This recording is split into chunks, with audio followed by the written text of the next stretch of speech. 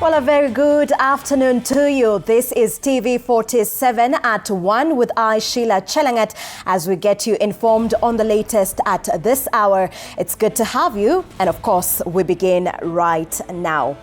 Now, the government has pledged to strengthen collaboration between learning institutions, industry players and government agencies to ensure research findings translate into practical while creating employment opportunities for young people. Speaking at the 4th International Research Conference Education, CS Julius Ogamba said research, innovation and technical skills development are critical to Kenya's economic transformation and job creation agenda. The third-day conference has brought together education stakeholders in the TVET sector as well as industry players. Conference, skills competition, innovation, career guidance and expo. I bring you warm greetings and the goodwill of His Excellency the President of the Republic of Kenya, Dr. William Samoei Ruto. The President requested me to represent him at this important occasion because the work being undertaken at this institution lies at the very heart of the national transformation agenda championed by this administration. Secondly, I would like to commend the leadership of Kabete National Polytechnic. The Kabete National Polytechnic continues to spearhead the country's industrial revolution through the championing of evolution of practical knowledge in our country. What lies ahead of us is a future of nations no longer competing on the strength of what lies beneath their soil, but on the skills, the resourcefulness, and discipline of its people. As a country, under the stewardship of His Excellency the President, we have resolved that we shall not be spectators in the global contest for skills. We have positioned ourselves as a supplier of talent, innovation, and practical solutions, first to our own economy and thereafter to the wider world. It is institutions such as Kabete National Polytechnic, through applied research, innovation, and skills training, that will determine whether we prevail in that contest or observe it from the margins. In view of the current crisis of youth unemployability within the country and the globe at large, it is not merely a local challenge. All right, and from there we head down to the coast where coastal communities along Kenya's Indian Ocean shoreline are now raising their voices, calling on the government to offer more support to their efforts in ocean conservation. They argue that a lack of resources is the main cause of the challenges they continue to face. Additionally, they lament that despite their ongoing cleanup initiatives, environmental polluters have remained unrelenting. We now join our Mombasa reporter, Quinto Wafula, who is attending the Ocean Conference for further details. Good afternoon, Quinto. What is happening? Yes, good afternoon, Sheilar Chelangat. I'm coming live to you from Mombasa. This is the final day of the 11th hour Ocean Conference. And in this link, I'll be engaging the community, that is the fisher folks from the coastal region. They'll be sharing to us what are some of the challenges and how have they been able to mitigate the challenges they have been facing. Speaking about the plastic challenges, they're speaking about pollution of any type. So they'll be just telling us what are some of the challenges and how, as community, they've come up with issues or rather with solutions to mitigate. So welcome, karibu tu hapa. Anza tu kwa jina, utueleze unaitwa nani? Kwa jina naitwa Dorcas Kilola Malogo. Mimi nafanya kazi kwa Coastal Women in Fisheries, shirika la kina mama katika ukanda wa pwani, ambapo limeshirikiana na kina mama wavuvi, na kazi yetu kuu ni kuelimisha kina mama kuhusiana na mambo ya value addition, na elimisha kina mama kwa mambo ya post harvest losses na mambo ya biashara. Mnawaelimisha ni vipi ambavyo mnahakikisha kwamba wanasaidika? Ukizungumzia mambo na post harvest, mnawafunza nini? wakati tunapatia kina mama elimu, tunahakikisha kuwa kina mama wanaweza kupata vifaa vya kufanyia kazi, ambapo vifaa hivyo vinawezesha wao kupunguza hizi post harvest losses katika biashara zao. Na pia ukiwafundisha mambo ya biashara, inaonyesha kuwa hawa wana biashara wote wanaweza kuweka pesa zao vizuri na wakaweka rekodi zao vizuri na wakapata faida inayotosha. Asante sana. Asante kwa juhudi zako. Anza tu kwa jina, utueleze wewe unahusiana vipi na jamii za wavuvi. Nitakushikia hivi. Sasa kwa majina naitwa James Matemo kutoka Mnarani BMU, ni chairperson wa Mnarani BMU. Na mimi pia ni mvuvi. Unapitia changamoto zipi na kongamano hili linasuluhisha vipi changamoto zenu? Mimi naona changamoto kongamano hili ni nzuri kwa sababu tumeeleza zile changamoto zetu ambazo ziko kule mashinani. Tena wavuvi hasa wale wadogo wanatambulika sana na imepewa kipaumbele wavuvi wale wadogo wao watapata msaada kwa mashirika na hata kwa serikali zetu. Asante sana. Mwisho kwa wavuvi, acha tusikie kutoka kwako. Anza tu. Changamoto ambayo bado sijaiongea katika zile learning sites zetu, tuko na changamoto ambayo mimi sana kwanza niko kwa GSMA ya Tamkibo, na katika zile GSMA zetu learning site zetu za Tamkibo zote ziko na matatizo. Lakini sana hasa nitaongea kuhusu changamoto za learning site ya Mnarani BMU. Kuna learning site moja inaitwa Red House, nyingine inaitwa Mnarani BMU na nyingine inaitwa Mtongani. Changamoto ni kwamba katika zile learning site zetu hasa ya Red House na Mtongani tuseme zimenyakuliwa na mabwenyenye, kwa sababu walinunua huko juu halafu wanajenga wanaweka beacon mpaka baharini kabisa. Sasa hapo kuna shida. Kwa mfano wakinunua zile plot zao, katika zile beach plot zao wanafunga mpaka barabara, wanajenga ukuta kabisa mpaka barabara, watu hawawezi kupita. Kwa hivyo sawa, hatua anatuma zote. Acha tumalize na wewe. Anza tu kwa jina, utueleze. Mimi naitwa kwa majina naitwa Salim Ali Mohamed, ni secretary kwa Malindi Magarini Joint Co-Management Areas. Wavuvi wana changamoto nyingi. Changamoto ya kwanza ni kama hii pesa ya World Bank. Hii pesa ya World Bank ilikuja, lakini yule mlengo alikuwa ni mvuvi. Lakini utakuta imefaidi county government sana. Fisheries officers wa counties ndio walifungua companies wakachukua hizo tenda, na wengine wakaleta affiliated group young politicians pia ndio ambao walifaidi sana katika hii miradi ya World Bank. Ni nini kifanywe hapa? Kifanywe ni pesa ije kwa mwenyewe yule mlengwa mvuvi direct. Tumekuwa capacity build sana, tuna uwezo wa kushika hizo pesa na kuzitumia wenyewe. Lakini zikipitia mikononi mwa county government, wanasiasa wanaingia ndani, madirector, mawaziri, manani, wanafungua companies hizo tenda, alafu wanajiawadi hizo tenda. Faida nyingi inakuwa kwao. Uwazi kabisa utaziona gari zimenunuliwa nyingi sana. Kwa sababu ya muda, acha tusikie kutoka kwa waziri kutoka kaunti ya Lamu. Anza tu kujitambulishe jina. Kwa majina, mimi naitwa Sabrina Mkarajefa. Mimi ndio waziri wa uchumi samawati, uvuvi, masuala ya mifugo na vyama vya ushirika katika kaunti ya Lamu. Ni vipi ambavyo mnapiga jeki wakulima wavuvi katika kaunti ya Lamu? Sasa kama unaona hapa, sisi tumekuja na wavuvi wetu na tumewa empower by giving them a solar powered drying machine ambao wana dry hizi prawns within 5 hours as opposed to wangefanya under the sun taking more hours. Maybe the weather is not favorable saa zingine, so tumewa empower kihivyo, na pia tunaongea na KEBS ili waweze kupata vile vyeti sahihi waweze kuuza kwa maduka ya supermarket na even ku-export. Mnakabiliana vipi na changamoto ya plastiki kwenye bahari? Sisi hata hapa kwa booth yetu tumekuja na watu wa plastiki, so huwa tunafanya beach cleanups pamoja, alafu zile plastiki tunapata tunaziturn into a way that unaweza kuzitumia nyumbani, unaweza kuuza. Kama hapa wametengeza curtains za kwenye bahari, wametengeza vitu vya nywele. Jana nilikuwa nimenunua viatu. So hata hii unaona, this is made from plastic. This is a durang. It's made from plastic, purely plastic. So I think changamoto za bahari haziwezi kuisha, lakini kama sisi tunashirikiana na community because tunaelewa kwamba ili kuweza kupata solution ni lazima zile solutions muzitengeze pamoja na community, ndio hata mkiondoka pia wale wanaown ile process mmefanya.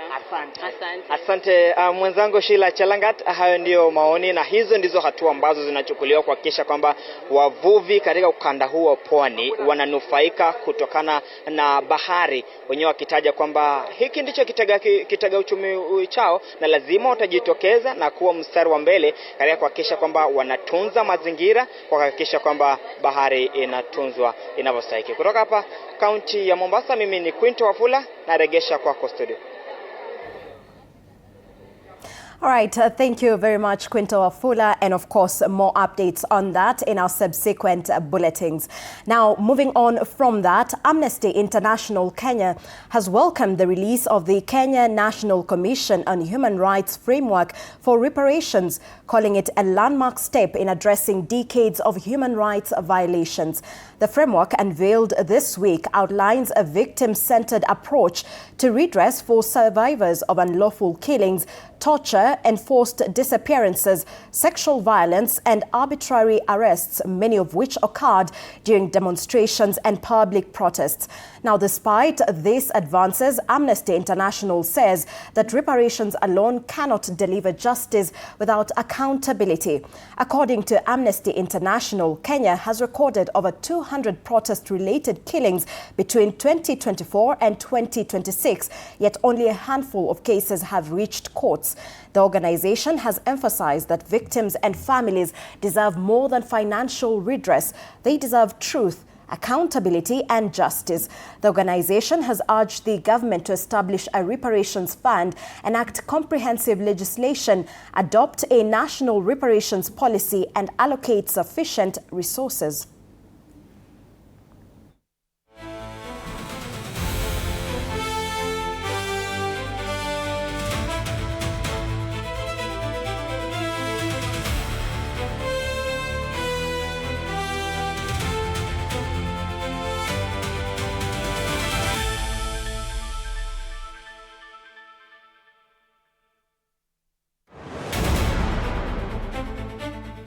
Right, away from that, a large number of athletes in Elgeyo-Marakwet County are facing challenges of gender-based violence. This is according to the County Gender and Violence Coordinator, Philemon Kitony.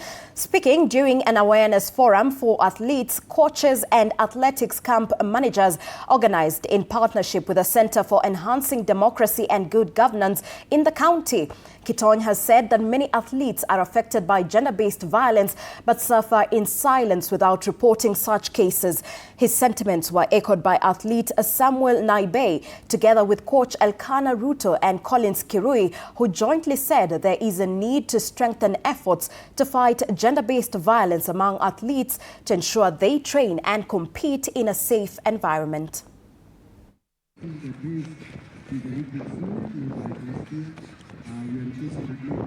In athletic space, we have had a lot of cases, and these reported cases in athletics community is rampant, and we commonly see majorly two forms of gender-based violence. Topping the list is intimate partner violence. Some of the athletes, the world champions, they are going a lot of problems and they are silent. But because of this meeting, they are coming out and try to explain their problems they are going through. Kumekuwa na cases mingi ambayo imeripotiwa ya GBVs na sexual exploitation, abuse and harassment katika athletic sector. Ile kesi ambayo tunajua sana ni ile Agnes Tirop, ambayo ndio imetufanya tukaweza kuanzisha standard operating procedures for prevention response to GBV in athletics training camps. Chanzo kikubwa ni the lack of knowledge. Watu hawaelewi kuwa jambo fulani katika society ni GBV, kwa sababu unaweza pata mtu anakuuliza kuchapa mke wake ni GBV, then that shows you that kuna a lot of misinformation ama lack of information ambayo iko kwa jamii.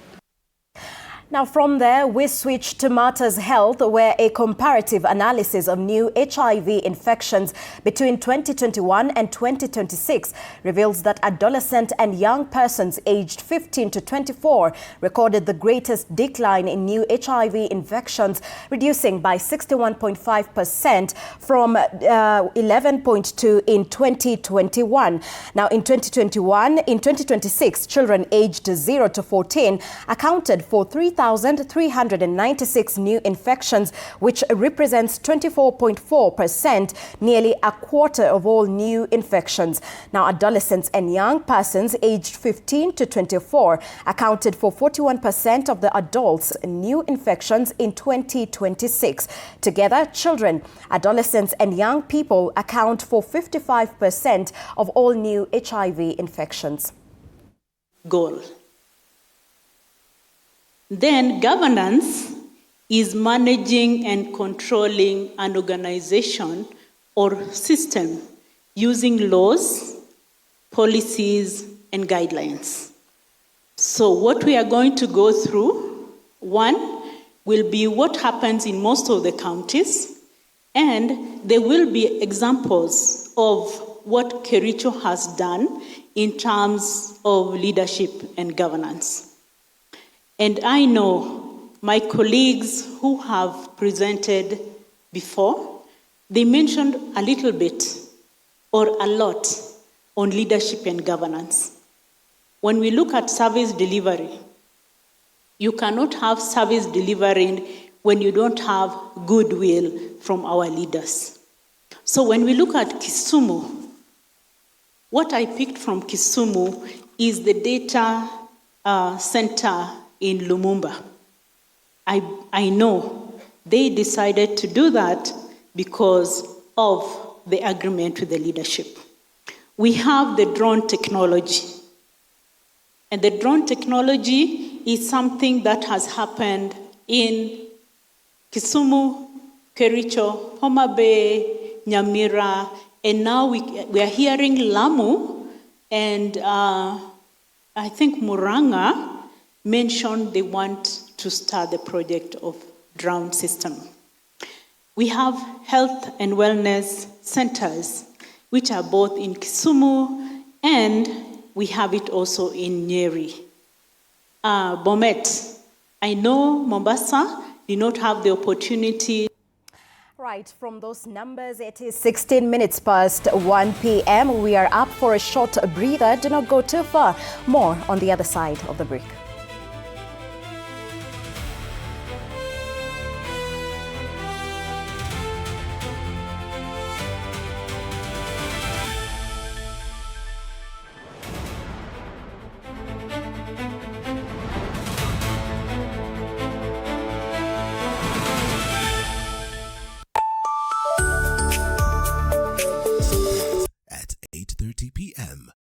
Good morning. You have my rent? Leo jioni kama tutakuwa tumelipa rent, nauza simu yako. Hamna pesa. I need 3 G's to make my nails today. Sasa hivi natuhusu aje? Can I order now? Do you ship? Can I get blinking ones? Mimi nilikuwa na trade. Nimeekelea kitele yangu. Kitele yangu na trade. Nikikunyuma. Oh my God. You left me. Nitumie ni live. Uko nje kuna wifi. Why? Hi-Fi? Wait, so what do we call this dish again? I have no idea. The cucumbers are there specifically for my beauty routine. Tamulini kero make a beauty product. Na ameenda. Tunafaa tukuwe na logo yetu. Like, si ni brand already. We won't entertain divas. No. I'm not dealing with a man child. Amazing. Nishapenda hii energy. Sundays at 8:30 p.m. on TV47. Saturday at 8:30 p.m. My father used to tell me that a hotel is the home for travelers. I guess I forgot that. Recently, it's been more of a mirror of my own ambition. Booyah! We might fail. We will probably fail, but not for a lack of trying. So for the last time and the first time, Welcome to Connect In, the best experience in Eastern Central Africa and its environs. Saturday at 8:30 p.m. on TV47. Wednesdays at 8:30 p.m. This is a very serious place. I see that. Surely. Hey, Nyumba. This is the place. Just for a few days. Rule number 2. Kwani Google inajua maisha yangu wewe? That's my seat. It's a chair. It was hers. You're new here? Yes. You learned the rhythm. This place is run by structure. Structure. It is a system. Ni venye tu ni system haisikizi. And what happens if something you haven't chosen enters your day? I remove it. That's not always going to be possible here. Then you are going to have a problem. Noted. What are you planning? To escape from a resort? This is not a resort, my friend. This is a storage. Wednesdays at 8:30 p.m. on TV47. I just want to be in the zone. Nairobi, where the hustle never sleeps and neither do the scammers. Link Up, we are talking about something that affects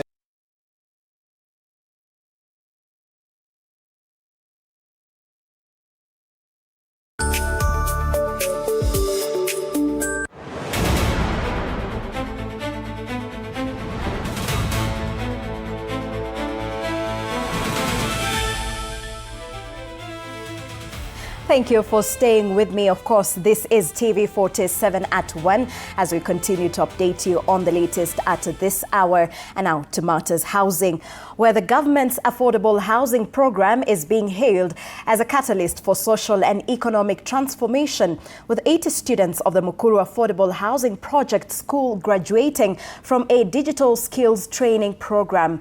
Housing Principal Secretary Charles Hinga says the initiative demonstrates the affordable housing is about more than providing shelter, noting that residents are being equipped with practical digital skills to access jobs, entrepreneurship opportunities, and of course, practical digital skills. Speaking during the graduation ceremony at the Mukuru Boma Yangu estate, Hinga urged Kenyans to ignore critics of the housing program, saying many of those opposing it already are benefiting.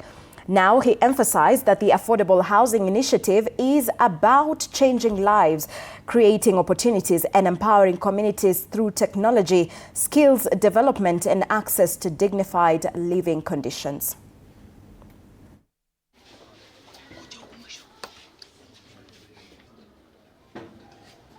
Of course, it's a factor of supply and demand. So at the moment, yes, we may not be able to provide housing for everybody because the money that we have can only do so much. But so far, we have over 270,000 units that are under construction in every part of this country. So please don't listen to naysayers. And by the way, let me look at you, person at home, and I tell you, the silent majority are buying those homes.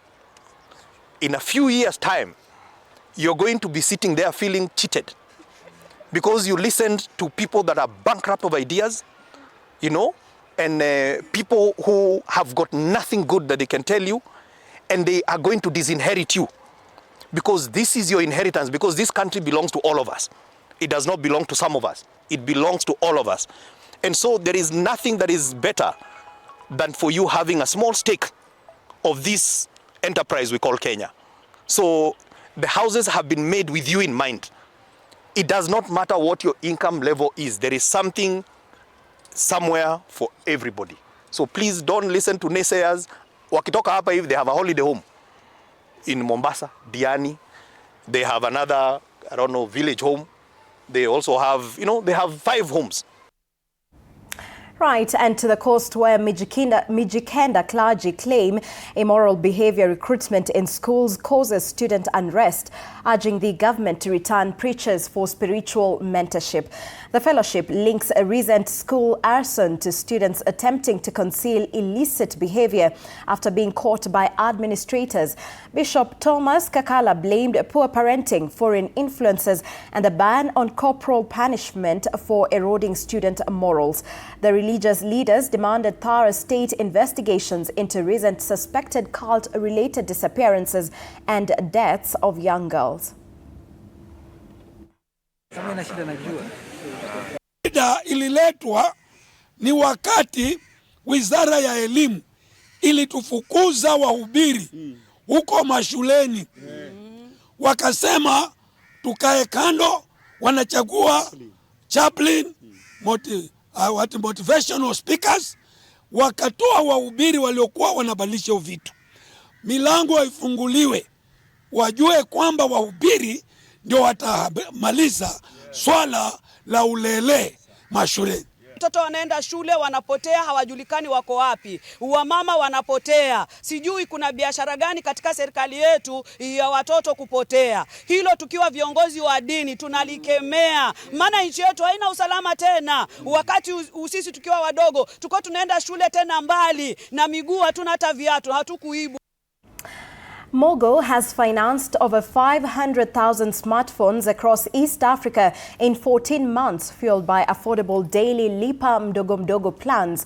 The rapid expansion highlights a booming regional demand for digital inclusion among low and middle income households. Makes Mogo different. First of all, we have a process whereby there is no human interaction. When the customer walks into the shop, they take the phone, they go home, and nobody talks to them for background checks. The customer gets the loan within 7 minutes of application and goes and enjoys their new device. The main reason why Tecno collaborated with Mogo on the device finance is because the fintech technology is a new thing in the market, and it will give the consumer or mobile user an opportunity to buy and be able to coordinate with the world, interact with friends, family. It will improve their social life.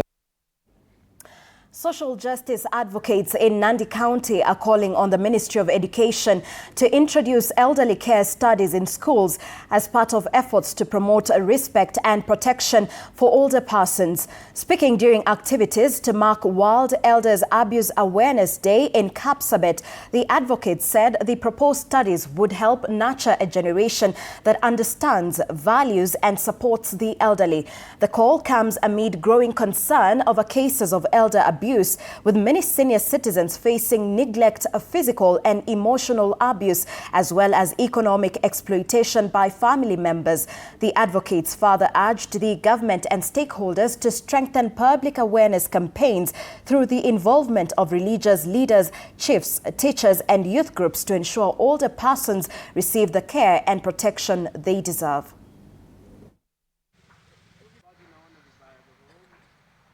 Tulipata nafasi ya kueleza serikali through Ministry of Education waweze kuweka kwa curriculum ya shule maana the importance of taking care of the elderly as one of the school curriculums.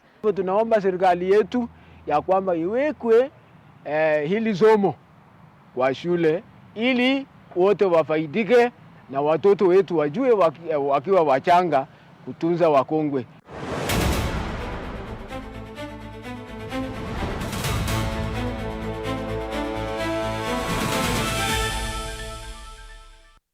And to the world of sports, England made a strong statement at the ongoing 2026 FIFA World Cup in the USA, Canada and Mexico after defeating Croatia 4-2 in their Group L clash. Captain Harry Kane led the way with a brace, while Jude Bellingham and Marcus Rashford also found the back of the net for coach Thomas Tuchel. Now, in another Group L encounter, Ghana defeated Panama 1-0. Meanwhile, Colombia secured a convincing 3-1 victory over Uzbekistan Pakistan to strengthen their position in Group K, while Portugal and DR Congo shared the spoils in a 1-1 draw after DR Congo scored a late equalizer. The cucumbers are there specifically for my beauty routine. Diogo Jota's parents looking on. Now, Amanda. An emotional celebration, not just from Neves, but from his teammates and the fans in here. Well, when you're going to park it deep tonight, you want to get the game's first goal. That's interesting. Whistle!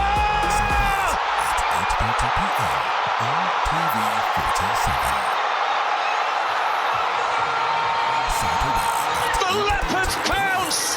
The Leopards My roar! father used to tell me that our hotel is the home We for have travel. history in Houston! I guess I forgot. Recently, it's been more A of a first mirror of ever my own World ambition. Cup goal for DR Congo! We might fail. We will probably fail, but not for enough to fail. So for the last time, I'm the father. Welcome to Connect.